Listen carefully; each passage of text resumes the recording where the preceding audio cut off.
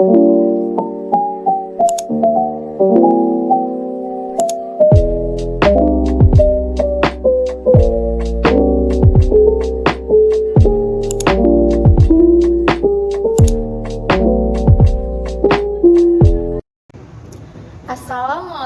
warahmatullahi wabarakatuh.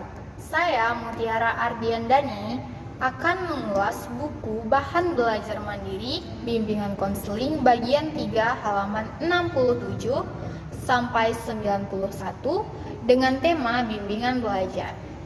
Nah, jadi di buku ini membahas tentang pengertian belajar dan tujuan bimbingan belajar di sekolah dasar. Jenis-jenis belajar dapat mengidentifikasi murid yang diperkirakan mengalami masalah belajar, serta faktor penyebab terjadinya belajar, dan upaya membantu murid dalam mengatasi masalah belajar. Nah, yang pertama saya akan mengulas tentang pengertian belajar dan tujuan bimbingan belajar di sekolah dasar. Peran dan fungsi serta tanggung jawab guru di sekolah dasar selain mengajar, juga perlu memperhatikan keragaman karakteristik perilaku murid sebagai dasar penentuan jenis bantuan dan layanan dalam bimbingan belajar, baik secara individual maupun secara kelompok. Pertama, saya akan mengulas pengertian belajar. Nah, apa itu belajar? Belajar adalah suatu proses usaha yang dilakukan individu untuk memperoleh suatu perubahan tingkah laku yang baru secara keseluruhan sebagai hasil dari pengalaman individu itu sendiri dalam interaksinya dengan lingkungan. Perubahan tersebut akan nampak dalam penguasaan pola-pola respons baru terhadap lingkungan yang berupa keterampilan-keterampilan, sikap, kecakapan, pengetahuan, pengalaman apresiasi, dan sebagainya. Nah, adapun prinsip belajar sebagai ciri dari perbuatan belajar, prinsip-prinsip tersebut ialah ada yang pertama yaitu belajar sebagai usaha memperoleh perubahan tingkah laku. Perubahan yang terjadi dalam diri murid banyak sekali baik sifat maupun jenisnya. Karena itu, tidak setiap perubahan yang terjadi dalam diri murid merupakan perubahan dalam arti belajar. Kalau tangan seorang murid menjadi bengkok karena tertabrak mobil, perubahan itu bukan karena belajar. Yang kedua, ada hasil belajar ditandai dengan perubahan seluruh aspek tingkah laku. Nah, jika seorang belajar sesuatu, sebagai hasilnya ia akan mengalami perubahan tingkah laku secara menyeluruh dalam sikap, kebiasaan, keterampilan, pengetahuan, dan sebagainya.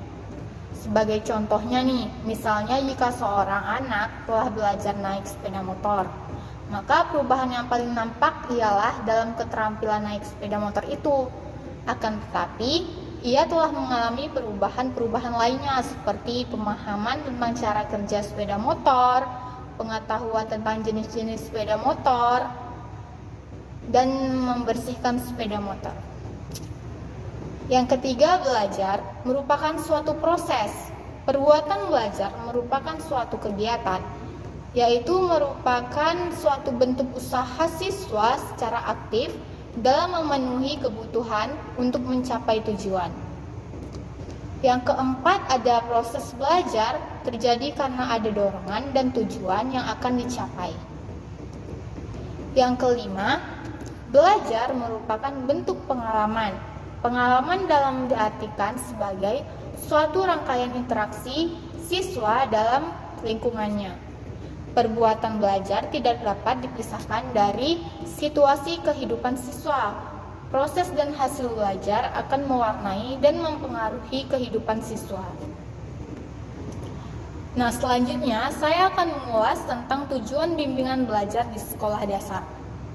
Tidak semua murid dapat mencapai tujuan atau sasaran belajar dengan cepat dan tepat. Murid perlu memperoleh bantuan dan layanan khusus yang terencana. Bantuan tersebut dinamakan dengan bimbingan belajar. Nah, bimbingan belajar sendiri memiliki arti sebagai suatu proses bantuan yang diberikan kepada siswa agar dapat mengatasi masalah-masalah yang dihadapinya dalam belajar, sehingga setelah melalui proses perubahan belajar, siswa dapat mencapai hasil belajar yang optimal sesuai dengan kemampuan, bakat, dan minat yang dimilikinya. Jadi dengan kata lain, tugas guru di sini adalah membantu siswa dalam mengenal, menumbuh dan mengembangkan diri, sikap dan kebiasaan belajar yang baik untuk menguasai pengetahuan dan keterampilan, serta dalam rangka menyiapkan kelanjutan pendidikan ke jenjang yang lebih tinggi. Bimbingan belajar di sekolah dasar memiliki tujuan sebagai pengembangan sikap dan kebiasaan yang baik, terutama dalam mengerjakan tugas, dalam mengembangkan keterampilan, serta dalam bersikap terhadap guru. Menumbuhkan disiplin belajar dan terlatih, baik secara mandiri maupun berkelompok. Nah, mengembangkan pemahaman dan pemanfaatan kondisi fisik, sosial dan budaya di lingkungan sekolah atau alam sekitar untuk mengembang pengetahuan, keterampilan, dan pengembangan pribadi siswa. Nah, untuk melihat kriteria keberhasilan belajar siswa, guru mampu melakukan penilaian berdasarkan tujuan dalam segi.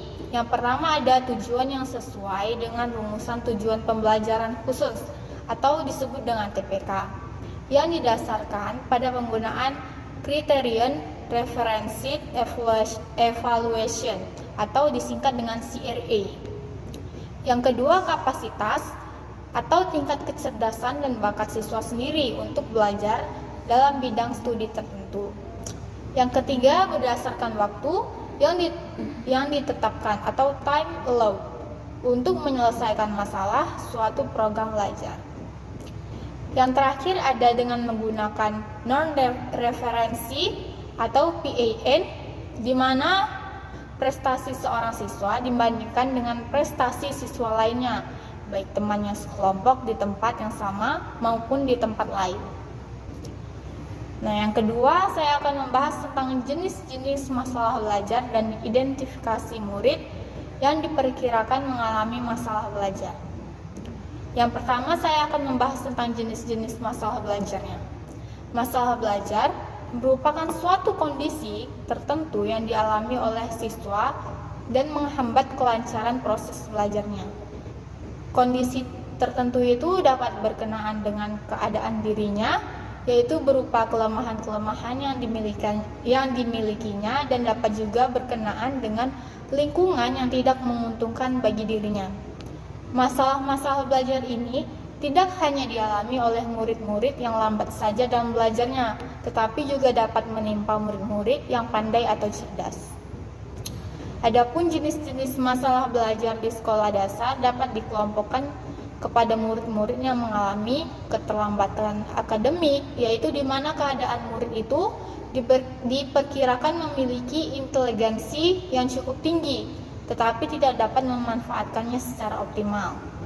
Keterlambatan dalam belajar, yaitu di mana keadaan siswa tersebut memiliki bakat akademik yang cukup tinggi atau memiliki IQ di atas 130 atau lebih, tetapi masih memerlukan tugas-tugas khusus untuk mengetahui kebutuhan dan kemampuan belajarnya yang amat tinggi. Sangat lambat dalam belajar, yaitu di mana keadaan siswa yang memiliki bakat akademik yang kurang memadai dan perlu dipertimbangkan untuk mendapat pendidikan atau pengajaran khusus. Kurangnya motivasi dalam belajar, di mana keadaan siswa tersebut kurang bersemangat dalam belajar. Mereka seolah-olah tampak jera dan malas. Bersikap dan kebiasaan buruk dalam belajar, yaitu di mana kondisi siswa yang kegiatannya atau perbuatannya belajarnya sehari-hari antagonistik dengan yang seharusnya, seperti suka menunda-nunda tugas, mengulur-ulur waktu, membenci guru, dan lain-lain. Dan yang terakhir, sering tidak sekolah, di mana siswa sering tidak hadir atau menderita sakit dalam jangka waktu yang cukup lama, sehingga kehilangan sebagian besar kegiatan belajarnya. Yang kedua, identifikasi murid yang diperkirakan mengalami masalah belajar. Dapat dilakukan dengan tes hasil belajar. Nah, tes hasil belajar ini merupakan suatu alat yang disusun untuk mengungkapkan kapan sejauh mana siswa telah mencapai tujuan-tujuan pengajaran yang ditetapkan sebelumnya. Siswa-siswa dikatakan telah mencapai tujuan pengajaran apabila dia telah menguasai sebagian besar materi yang berhubungan dengan tujuan pengajaran yang telah ditetapkan. Nah, ketentuan ini merupakan penerapan dari belajar tuntas atau mystery learning yang didasarkan pada asumsi bahwa setiap siswa itu dapat mencapai hasil belajar sesuai dengan diharapkan jika diberi waktu yang cukup dan bimbingan yang memadai untuk mempelajari bahan yang disajikan. Yang kedua, tes kemampuan dasar. Nah, setiap siswa mempunyai kemampuan dasar atau kecerdasan tertentu. Tingkat kemampuan ini biasanya diukur atau diungkapkan dengan menggunakan tes kecerdasan yang sudah baku. Diasumsikan bahwa anak normal memiliki tingkat kecerdasan antara 90 sampai 109. Hasil yang dicapai siswa hendaknya dapat mencerminkan tingkat kemampuan yang dimilikinya. Siswa yang kemampuan dasarnya tinggi akan mencapai hasil belajar yang tinggi pula. Bila mana seorang siswa mencapai hasil belajar yang lebih rendah dari tingkat kecerdasan yang dimilikinya, maka siswa yang bersangkutan digolongkan sebagai yang mengalami masalah belajar. Yang terakhir, skala sikap dan kebiasaan belajar. Nah, sebagian dari hasil belajar ditentukan oleh sikap dan kebiasaan yang dilakukan oleh siswa dalam belajar. Kebiasaan belajar menunjuk pada bentuk dan pola perilaku yang dilakukan terus-menerus oleh siswa dalam belajar. Sebagian dari sikap dan kebiasaan belajar siswa dapat diketahui melalui pengamatan yang dilakukan di dalam kelas. Contohnya adalah dalam hal mengerjakan tugas-tugas, membaca buku, membuat catatan, dan kegiatan-kegiatan yang lain yang berhubungan dengan belajar siswa. Tetapi pengamatan biasanya terbatas pada sikap dan kebiasaan yang diterima oleh alat indera. Untuk mengungkapkan sikap dan kebiasaan yang lebih luas, telah dikembangkan beberapa alat berupa skala sikap dan kebiasaan belajar. Nah, alat ini akan dapat mengungkapkan derajat cara murid mengerjakan tugas-tugas sekolah, sikap terhadap guru, sikap dalam menerima pelajaran, dan kebiasaan-kebiasaan dalam melaksanakan kegiatan belajar. Nah, yang ketiga, saya akan mengulas faktor penyebab terjadinya masalah belajar dan upaya membantu murid dalam mengatasi masalah belajar. Pertama, faktor penyebab terjadinya masalah belajar. Masalah belajar yang sama dapat timbul oleh berbagai sebab yang berlainan.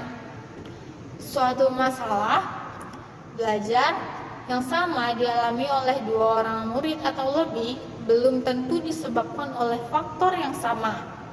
Dari sebab yang sama dapat timbul masalah yang berlainan. Seringkali suatu kondisi yang sama dimiliki oleh seorang murid, namun menimbulkan masalah-masalah yang berlainan dan saling berhubungan antara individu. Sebab-sebab masalah belajar dapat saling berhubungan antara yang satu dengan yang lain. Kadang-kadang masalah belajar yang dihadapi oleh seorang siswa tidak timbul dari satu sebab saja, melainkan dapat timbul dari berbagai sebab yang saling berhubungan antar satu dengan yang lainnya. Secara garis besar, penyebab timbulnya masalah belajar pada siswa dikelompokkan ke dalam dua kategori, yaitu yang pertama, faktor-faktor internal, yaitu faktor-faktor yang berada pada diri murid itu sendiri. Contohnya adalah gangguan secara fisik seperti suatu pusat susunan syaraf tidak berkembang secara sempurna karena luka atau cacat. atau sakit sehingga membawa gangguan emosional.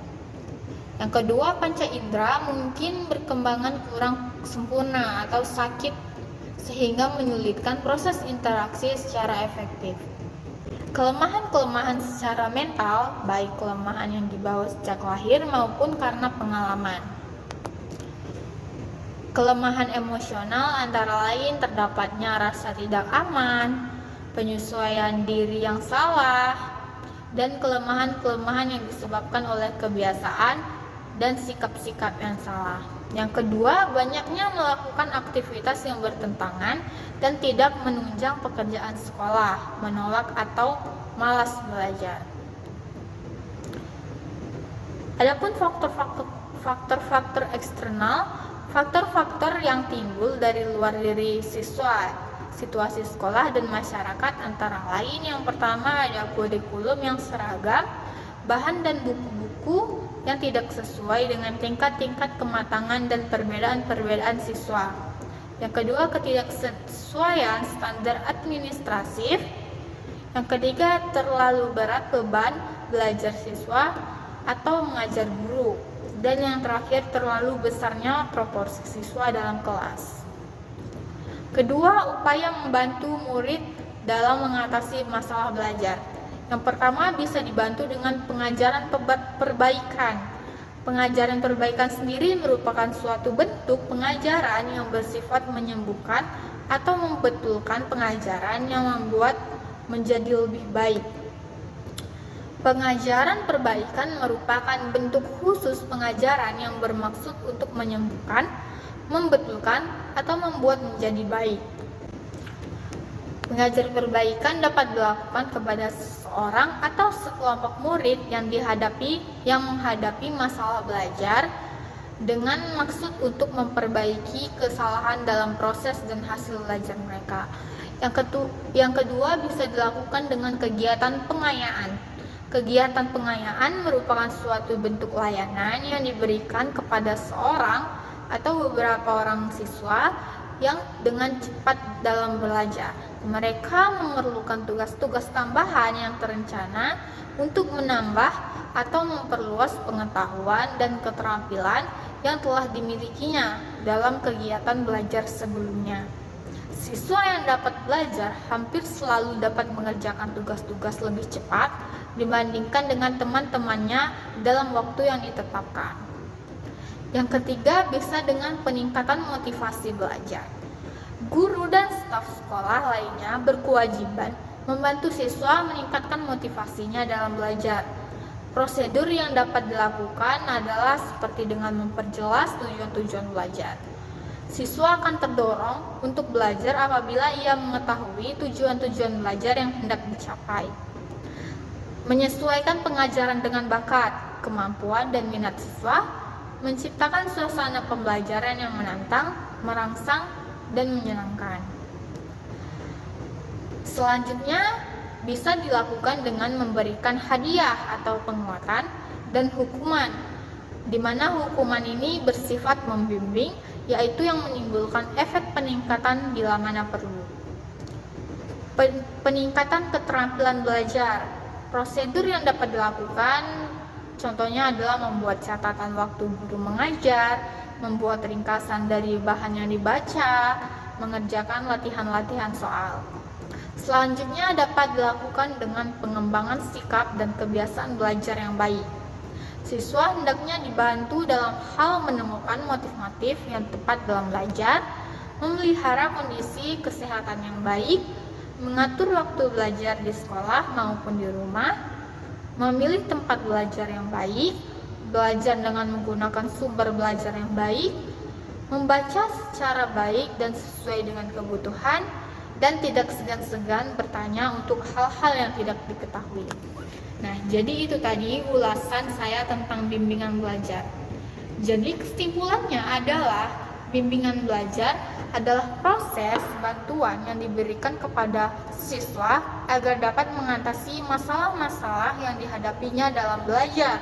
Sehingga setelah melalui proses perubahan belajar, siswa dapat mencapai hasil belajar yang optimal sesuai dengan kemampuannya, bakat, dan minat yang dimilikinya. Penyebab timbulnya masalah belajar pada siswa ada faktor internal atau gangguan secara fisik, ketidakseimbangannya mental, kelemahan emosional, kebiasaan yang salah, dan ada pun faktor eksternalnya yaitu sekolah dan keluarga. Nah, jadi itu saja ulasan saya tentang bimbingan belajar. Sekian, terima kasih. Assalamualaikum warahmatullahi wabarakatuh.